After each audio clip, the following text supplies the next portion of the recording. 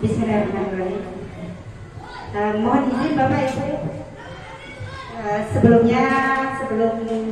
masuk ke materi, saya mau pantun dulu sedikit. Makan nasi dengan sambal belacan, tidak lupa pakai santan daun adu. Kepada Bapak Ibu sekalian, saya ucapkan Assalamualaikum warahmatullahi wabarakatuh.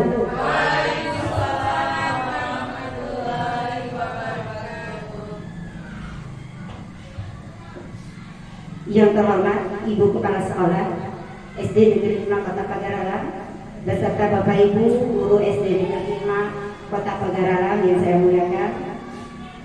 Puji dan syukur kita panjatkan kehadiran Allah Subhanahu wa Ta'ala karena berkat limpahan karunia-Nya sehingga pada hari ini kita masih diberinya begitu banyak nikmat, terutama nikmat iman, nikmat Islam, dan paling utama adalah nikmat sehat walafiat. Amin amin ya rabbal alamin. Salam beriringkan salam senantiasa kita curahkan kepada junjungan kita Nabi Allah Muhammadin Sallallahu Alaihi Wasallam, kepada keluarga, sahabat dan para pengikutnya yang insya Allah tetap istiqomah di jalannya sampai pada akhir zaman. Amin amin ya rabbal alamin. Bapak Ibu sekalian, sebelumnya saya mohon izin kepada Ibu Kepala Sekolah. Terima kasih Ibu atas semua fasilitasnya yang sudah diberikan kepada kami untuk berjalannya kegiatan kami ini, sehingga kegiatan ini nanti insya Allah akan berjalan dengan lancar. Dan terima kasih juga kami sampaikan kepada Bapak Ibu guru hebat, walaupun dalam keadaan yang sangat sibuk yang luar biasa, namun Bapak Ibu masih sempat untuk menghadiri undangan kami yang telah kami sampaikan beberapa hari yang lalu untuk mengikuti diseminasi modul 1.4 tentang budaya positif. Bapak Ibu yang dirahmati oleh Allah Subhanahu wa Ta'ala, adapun tujuan kami untuk melakukan diseminasi modul 1.4 ini tentang budaya positif itu yang pertama, karena memang tugas kita sebagai guru untuk melakukan aksi nyata tentang budaya positif ini di sekolah kita. Kemudian yang kedua Bapak Ibu, saya ingin berbagi ilmu sedikit tentang apa yang telah saya dapatkan selama mengikuti calon guru pendidikan calon guru penggerak selama beberapa bulan yang sudah berlalu. Nah, baik Bapak Ibu, sebelumnya saya perkenalkan diri dulu. Nama saya Yeti Rusmaila, Sarjana Pendidikan Islam. Saya merupakan calon guru penggerak angkatan 9 dari SD Negeri 5 Kota Pagaralam. Bapak Ibu, kemudian tujuan yang kedua tadi, yang ketiga, saya ingin mengajak Bapak Ibu semuanya untuk bekerja sama untuk melakukan budaya positif ini di sekolah kita. Karena budaya positif itu harus kita lakukan bersama-sama. Ketika kita budaya positif itu kita lakukan hanya oleh satu atau dua orang saja, maka budaya positif itu tidak akan berjalan dengan baik. Untuk itu hari ini mari kita sama-sama bekerja sama, berkolaborasi untuk meningkatkan untuk menciptakan budaya positif di sekolah kita dan bisa kita terapkan di masa yang akan datang. Bapak Ibu guru hebat yang saya muliakan, saya di sini berdiri di depan bukan berarti saya ini paling hebat atau saya yang paling banyak ilmunya, namun di sini kita sama-sama belajar, sama-sama kita untuk meningkatkan pengetahuan kita tentang budaya positif ini, sehingga untuk perbaikan sekolah kita yang akan datang. Baik Bapak Ibu, kita masuk pada materi kita tentang Modul 1 budaya positif.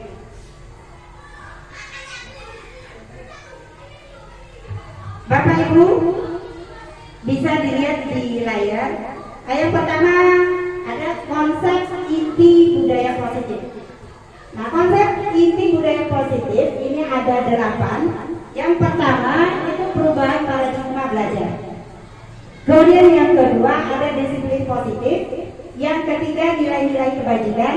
Yang keempat kebutuhan dasar manusia.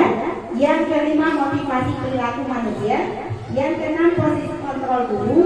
Yang ketujuh keyakinan kelas. Dan yang terakhir segitiga restitusi. Bapak Ibu, nanti saya akan jelaskan satu persatu tentang konsep inti budaya positif. Baik, selanjutnya yang pertama pembelajaran dengan paradigma baru, ya, pembelajaran dengan paradigma baru. Pembelajaran dengan paradigma baru merupakan pembelajaran yang dirancang berdasarkan prinsip pembelajaran berdiferensiasi, sehingga para peserta didik belajar sesuai dengan kebutuhannya berdasarkan tahap perkembangan sesuai teori psikologi modern untuk mewujudkan profil pelajar Pancasila. Bapak Ibu, yang di sini yang dimaksud dengan pembelajaran berdiferensiasi itu maksudnya guru melakukan pembelajaran dengan menggunakan metode-metode yang sesuai dengan kondisi anak. Itu Bapak Ibu ya. Nah, selanjutnya Bapak Ibu kita perhatikan di layar pelajar untuk yang profil pelajar Pancasila yang pertama, beriman dan bertakwa pada Tuhan Yang Maha Esa. Itu bisa kita aplikasikan dengan kalau di sekolah kita sudah kita laksanakan. Yang pertama kita membiasakan siswa untuk melakukan sholat duha ketika hari Jumat. Kemudian berdoa sebelum dan sesudah belajar. Kemudian yang kedua itu berkebajikan global. Berkebajikan global itu kita bisa kita ambil contohnya ketika siswa kita itu dalam bersosialisasi di dalam lingkungan sekolahnya, mereka tidak membedakan antara suku yang satu dengan suku yang lain atau agama yang satu dengan agama yang lain. Kemudian yang kedua bergotong royong bisa kita terapkan, kita contohkan untuk siswa kita didik untuk untuk melakukan tiket bersama. Dan selanjutnya kreatif, ketika siswa itu bisa menciptakan sesuatu karya yang bermanfaat untuk sekolah atau untuk teman-temannya.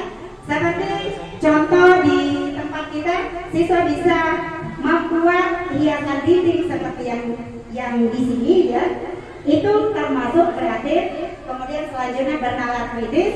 Bernalar kritis itu dicontohkan juga bisa ketika siswa itu bisa menjawab pertanyaan guru dengan logikanya sendiri. Kemudian terakhir mandiri. Mandiri ini ketika siswa itu bisa menjawab atau mengerjakan soal-soal yang diberikan oleh guru-gurunya. Itu Bapak Ibu. Selanjutnya kita masuk ke disiplin positif. Disiplin positif berasal dari kata disiplina yang artinya belajar. Disiplina mengacu pada disiplin diri yang memiliki tanggung jawab terhadap apa yang dilakukannya berdasarkan nilai-nilai yang diyakini. Selanjutnya, disiplin positif ini merupakan salah satu cara penerapan disiplin yang bertujuan untuk menumbuhkan kesadaran serta memberdayakan peserta didik tanpa imbalan atau penghargaan atau yang bisa dikenal dengan reward atau ancaman atau hukuman. Nah, jadi Bapak Ibu, selama ini kita salah persepsi bahwa ketika kita menemukan siswa yang berprestasi atau mungkin dia juara dalam bidang dalam olimpiade dan lain sebagainya, maka kita berikan reward. Dan ternyata pemahaman kita itu salah. Nah, di sini kami mendapatkan pembelajaran bahwa reward untuk guru untuk siswa itu tidak diperbolehkan, ya, karena yang pertama penyebab yang pertama karena akan membuat peserta yang siswa yang diberikan imbalan tadi akan merasa bahwa dirinya lebih hebat dari teman-temannya yang lain. Jadi itu Bapak Ibu. Selanjutnya, sebagai pendidik tujuan kita adalah menciptakan peserta didik yang memiliki disiplin diri sehingga mereka berperilaku mengacu kepada nilai-nilai kebajikan yang universal dan memiliki motivasi intrinsik dalam perubahan perilaku ke arah yang lebih baik. Selanjutnya Bapak Ibu, di sini ada nilai-nilai kebajikan, nilai-nilai yang disepakati bersama lepas dari suku, bangsa, agama, bahasa maupun latar belakangnya. Nah, di sini ada contoh nilai kebajikan institusi atau organisasi. Yang pertama, profil pelajar Pancasila yang tadi saya sudah jelaskan. Yang pertama, beriman dan bertakwa kepada Tuhan Yang Maha Esa dan berakhlak mulia. Kemudian berkebinekaan global.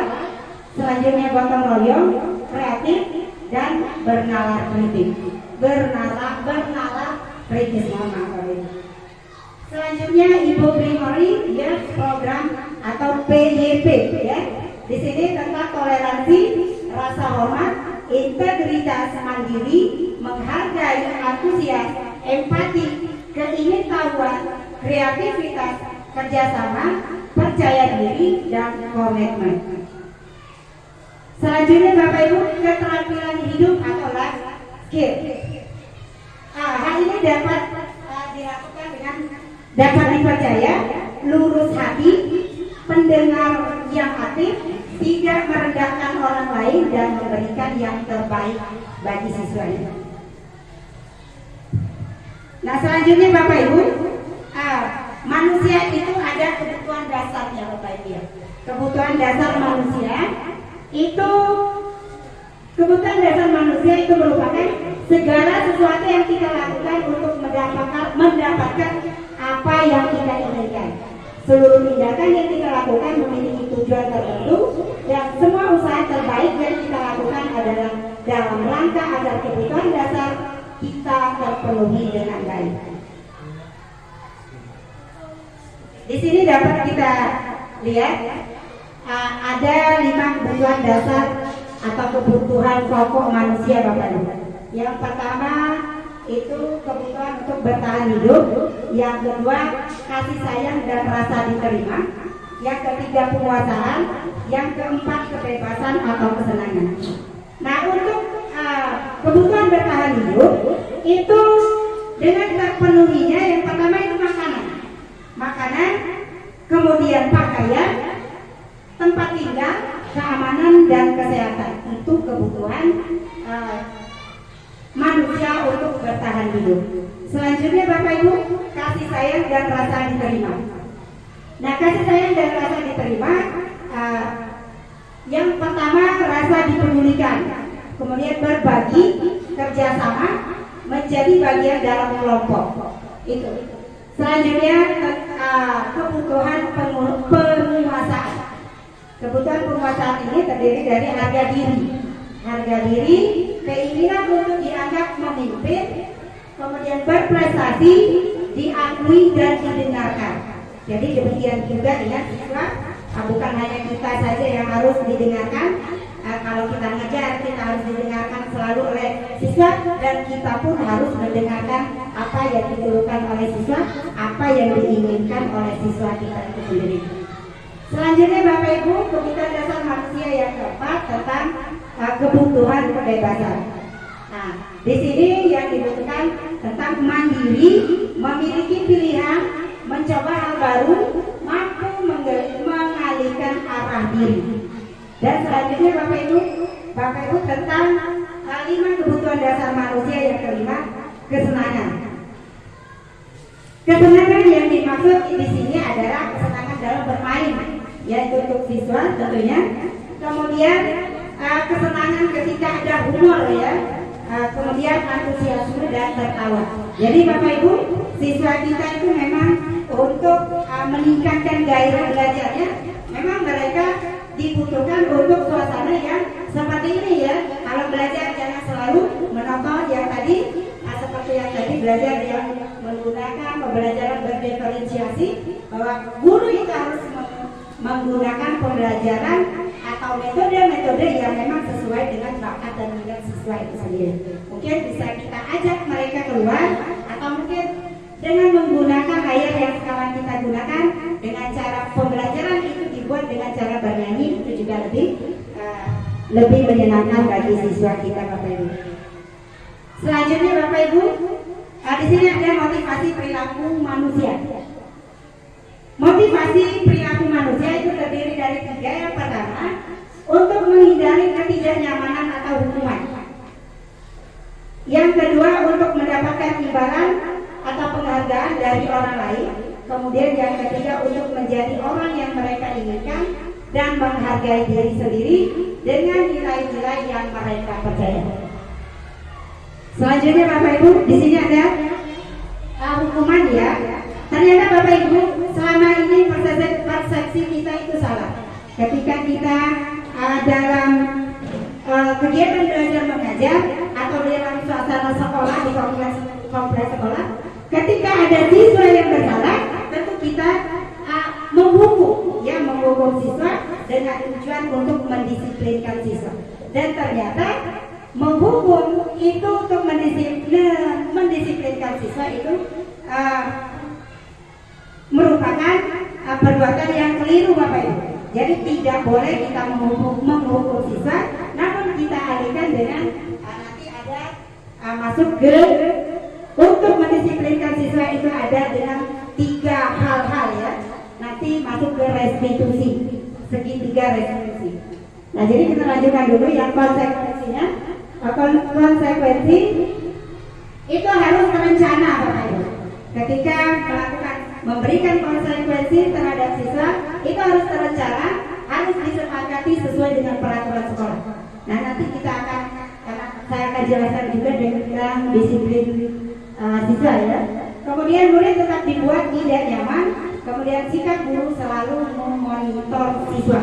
Nah, itu pemikiran kita yang keliru selama ini. Jadi kalau selama ini ketika ada siswa yang terlambat, ayo kamu, misalkan push up kamu selama 10 kali. Nah, ternyata itu tidak boleh kita lakukan. Atau keliling lapangan kamu selama 3 keliling. Nah, itu ternyata tidak dibenarkan ya di dalam pembelajaran profil pelajar Pancasila. Kemudian restitusi nanti akan saya jelaskan lebih rinci. Mengenai restitusi ini adalah proses menciptakan kondisi bagi murid untuk memperbaiki kesalahan. Kemudian restitusi ini juga merupakan proses kolaborasi yang mengajarkan murid untuk mencari solusi sendiri. Nah, nanti saya akan jelaskan lebih lanjut mengenai segitiga restitusi. Nah, Bapak Ibu, selanjutnya di sini ada 5 posisi kontrol guru ya yang perlu kita pahami. 5 posisi kontrol guru itu yang pertama penghukum yang tadi sudah saya singgung sedikit. Yang kedua, guru sebagai pembuat merasa bersalah. Kemudian yang ketiga, guru sebagai teman. Yang ketiga, guru sebagai pemantau. Dan yang kelima, guru sebagai manajer. Kita jelaskan satu persatu, Bapak Ibu. Ini ada contohnya sudah saya buat. Nah, di sini sudah saya siapkan contoh penerapan 5 posisi kontrol guru.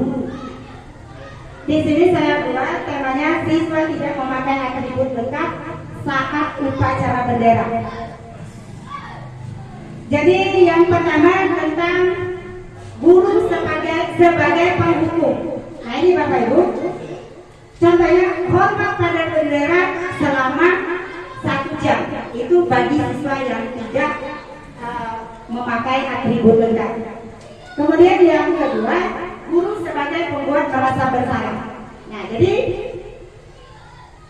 berapa kali ibu atau bapak harus memberitahu kamu selalu saja mengecewakan ibu atau bapak. Nah, itu kalimat yang merupakan guru sebagai merasa bersalah. Selanjutnya Bapak Ibu, contoh penerapan 5 posisi kontrol yang ketiga, guru sebagai teman. Nah di sini kalimatnya begini, ayo dong ikuti aturan sekolah, tolong bantu ibu atau bapak ya, sekali ini saja. Ya sudah, tidak apa-apa, lain kali jangan sampai berbuat seperti ini lagi ya nak. Jadi itu ya. Kemudian yang kedua, guru sebagai pemantau. Nah di sini yang cara mungkin kita lakukan, kamu sudah melanggar peraturan sekolah, kamu tahu kan konsekuensinya. Setelah upacara kamu beli atributnya ke koperasi dan jangan diulang lagi. Itu ya. Selanjutnya yang terakhir, ini yang sangat penting kita pahami, yang harus kita terapkan di sekolah, guru sebagai manajer. Nah, guru sebagai manajer ini sudah saya buat. Apakah kamu tahu kesalahanmu? Kira-kira bagaimana kamu memperbaiki kesalahanmu? Jadi itu. Selanjutnya Bapak Ibu, posisi kontrol apakah aku? Di sini saya sudah buat ya, untuk kita bersama-sama berkolaborasi, saling berbagi ilmu, kita diskusi sedikit. Nah, posisi kontrol apakah aku? Di situ sudah saya buat imajinasinya. Yang pertama, saya kecewa sekali dengan kamu. Kira-kira Bapak Ibu posisi kontrol apa yang cocok untuk kalimat ini? Saya kecewa sekali dengan kamu. Apakah guru sebagai penghukum, atau guru pembuat merasa bersalah, atau guru sebagai teman, atau guru sebagai penuntut, atau sebagai manajer? Kira-kira apa Bapak Ibu? Saya kecewa sekali dengan kamu. Guru sebagai pembuat rasa bersalah. Benar sekali Pak ya. Nah jadi itu contoh posisi kontrol guru pembuat merasa bersalah. Selanjutnya ada lagi, kamu tidak pernah benar melakukannya. Itu kira-kira apa? Penghukum atau pembuat merasa bersalah, atau sebagai teman, atau pemantau, atau manajer Bapak Ibu. Kira-kira kamu tidak pernah merasa, kamu tidak pernah benar melakukannya. Kira-kira apa Bapak Ibu? Guru sebagai yang lebih tepatnya, kalau kamu tidak pernah benar melakukannya, guru merasa guru pembuat rasa bersalah. Itu ya Bapak Ibu ya. Yang selanjutnya itu lagi, apa rencanamu untuk menyelesaikan masalah ini? Kira-kira sebagai manajer. Bagus sekali. Selanjutnya satu lagi, ayolah lakukan demi Bapak Ibu ya. Sebagai apa? Sebagai teman. Benar sekali Pak Iqbal. Satu lagi, kamu tidak pernah mendapatkan nilai jika tidak mengerjakan tugas. Nah ini apa kira-kira? Guru sebagai penghukum. Ya, guru sebagai penghukum. Benar Pak Ade, Pak Bu Nopi, benar sekali. Nah sekarang kita masuk ke keyakinan kelas ya Bapak Ibu. Keyakinan kelas, mengapa keyakinan kelas? Mengapa bukan peraturan kelas saja? Nah jadi pembentukan keyakinan kelas itu yang pertama harus bersifat abstrak Bapak Ibu. Yang kedua harus berupa pernyataan universal. Yang ketiga dibuat dalam pernyataan positif, kalimat yang bagus maksudnya. Yang ketiga sedikit saja agar mudah diingat, jangan terlalu panjang. Keempat sesuai dengan kondisi kelas dan sekolah sehingga mudah untuk diterapkan. Kemudian yang kelima, semua warga sekolah atau warga kelas dilibatkan saat membuat keyakinan kelas. Jadi itu ya Bapak Ibu, untuk membuat keyakinan kelas harus mengikuti alur yang itu. Nah ini tadi yang saya sudah singgung, segitiga restitusi. Mungkin ini masih asing bagi kita ya mendengarnya. Segitiga restitusi ini merupakan salah satu ya suatu proses dialog yang dijalankan oleh guru agar dapat menghasilkan murid yang mandiri dan bertanggung jawab. Ya, ini untuk menghadapi siswa yang mempunyai masalah. Ya. Lalu tahapan untuk melakukan segitiga restitusi ini ada 3 Bapak Ibu. Yang pertama, validasi tindakan yang salah. Kita tanya dulu. Kemudian yang kedua, menanyakan keyakinan. Yang ketiga, menstabilkan identitas. Baik, selanjutnya. Nah, di sini ada kalimat-kalimat contoh untuk menstabilkan identitas. Yang pertama, berbuat salah itu wajar, ya. Berbuat salah itu wajar. Kemudian tidak ada manusia yang sempurna. Kemudian contoh lain, ibu atau bapak juga pernah melakukan kesalahan itu.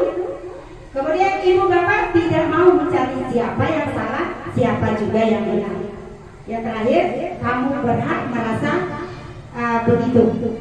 Jadi itu ya, itu kira-kira kalimat untuk menstabilkan identitas ketika kita menemui siswa yang bermasalah.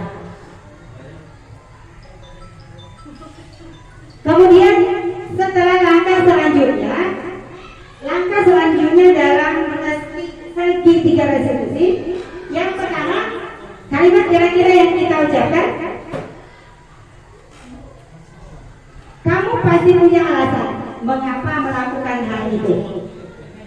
Kemudian padahal kamu bisa melakukan yang lebih baik.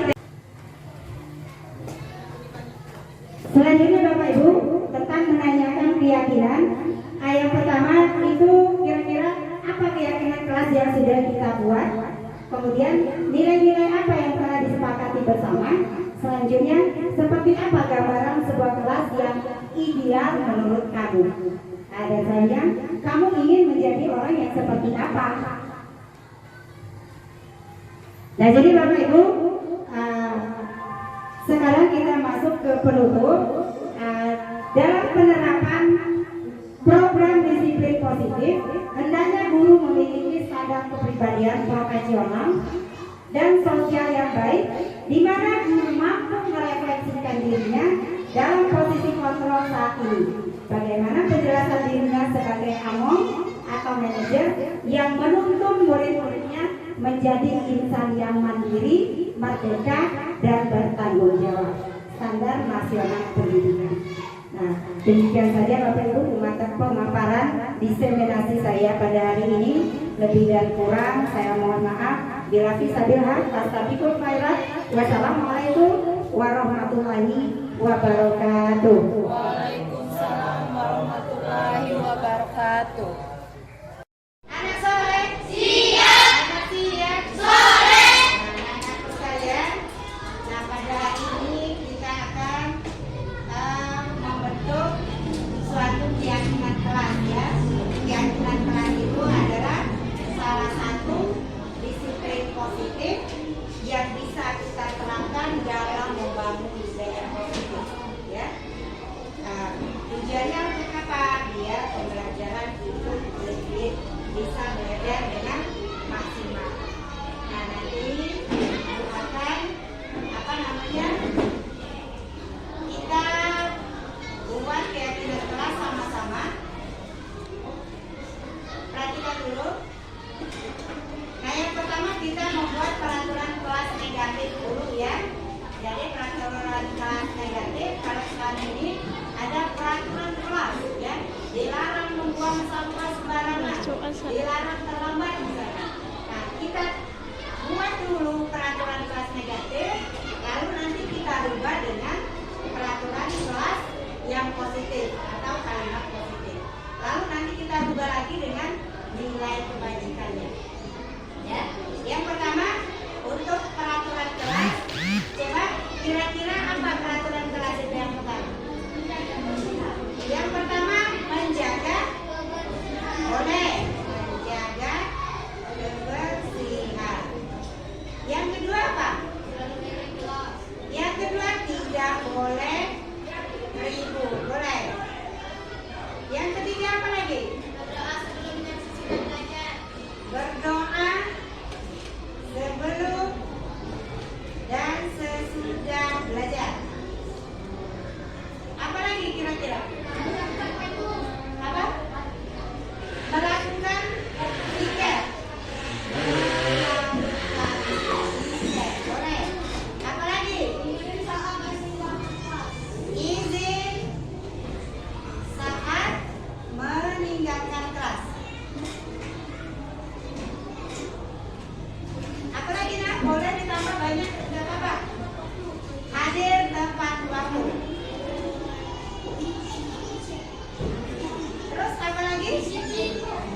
disiplin, boleh? Disiplin. Terus apa lagi? Hah? Tidak boleh berkelahi. Berkelahi. Apa lagi? Boleh? Tidak boleh makan di dalam kelas. Masih ada? Belajar dengan giat boleh? Belajar dengan giat. Sudah? Kalau membuang sampah apa? Pada tempatnya. Sudah cukup? Oh, boleh berpakaian rapi.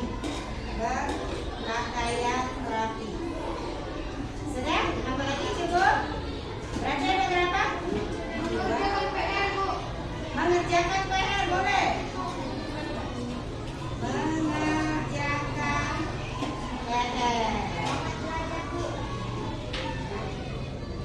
Ya,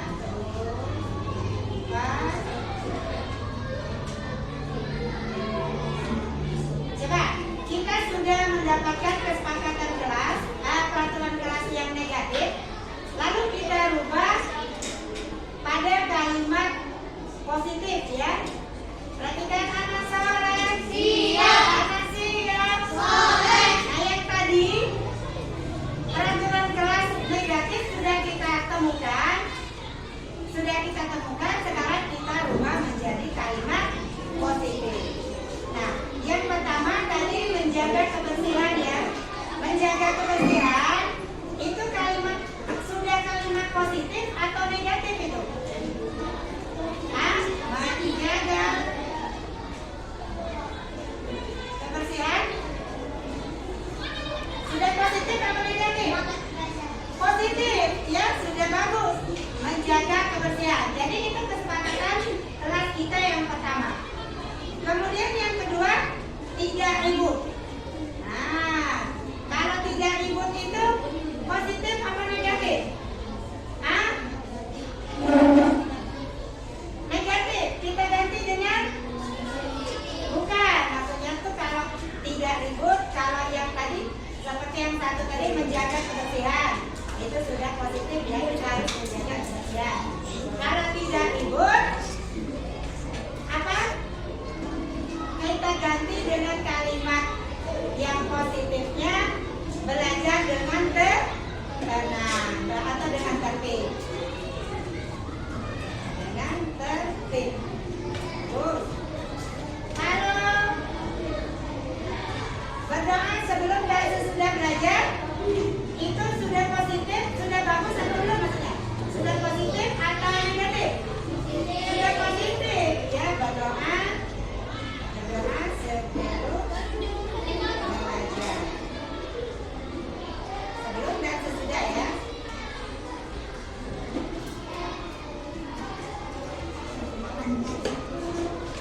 Terus melakukan pikir. Nah, itu sudah positif atau masih negatif? Melakukan pikir. Positif ya. Melakukan pikir. Terus apa lagi? Hadir tepat waktu. Hadir tepat waktu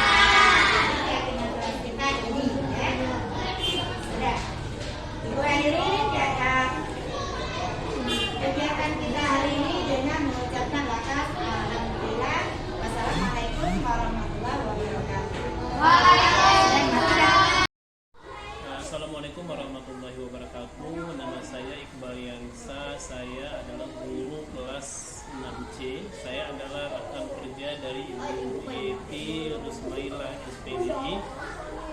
Tadi saya sudah melihat paparan dari Ibu Yeti Rusmaila SPDI tentang budaya positif, dan saya lihat apa yang dipaparkan oleh Ibu Yeti itu sangat menarik, dan umpan balik yang saya dapat lakukan adalah bahwasanya mudah-mudahan apa yang sudah dipaparkan Ibu Yeti itu bisa diaplikasikan atau dilaksanakan ya di sekolah kami, dan apa yang sudah dipaparkan oleh Ibu Yeti itu sangat menarik dan bagus. Terima kasih. Wassalamualaikum warahmatullahi wabarakatuh.